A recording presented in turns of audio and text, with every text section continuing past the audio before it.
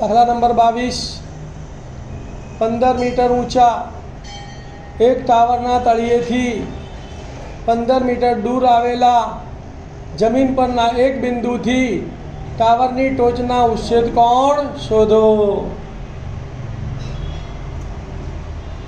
ધ્યાન આપો, 15 મીટર ટાવરની ઊંચાઈ છે અને જમીન પરનું અંતર પણ 15 મીટર છે, એટલે બાજુ સામેની બાજુ ને પાછળની બાજુનું આપ સરખું છે એટલે થીટા કેટલો હોય 45, બરાબર ને? આપણને મોઢે ખબર જ છે, પણ આપણે દાખલો ગણવાનો છે તો પહેલા આકૃતિ દોરી કાઢીએ।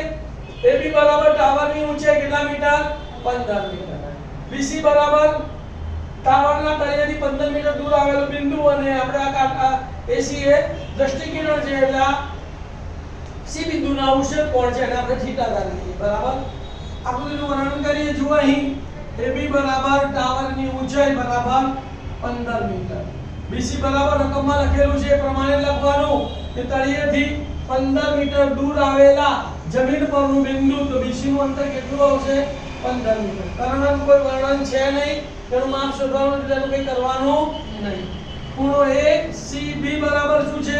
તો આ બિંદુથી ટાવરની ટોચનો ઉચ્છેદ કોણ, આ બિંદુ C થી ટાવરની ટોચનો ઉચ્છેદ કોણ આપણે કહીએ, બરાબર? અને એને આપણે થીટા ધારી લઈએ। હવે ત્રિકોણ લઈશું, ત્રિકોણ ABC માં ખૂણો B બરાબર 90 અને ખૂણો C બરાબર થીટા। આ ખૂણાની જુઓ કઈ બાજુનું માપ આપેલું છે?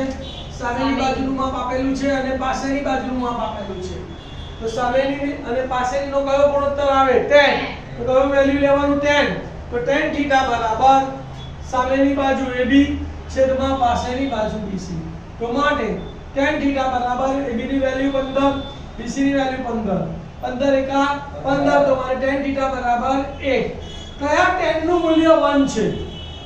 કયા tan નું મૂલ્ય 1 છે? tan 45 બરાબર 1 આપણને યાદ છે તો લખવાનું, પરંતુ tan 45 બરાબર 1 છે તો અહીંયા થીટા છે તો અહીંયા 45 છે તો માટે થીટા બરાબર 45 થાય।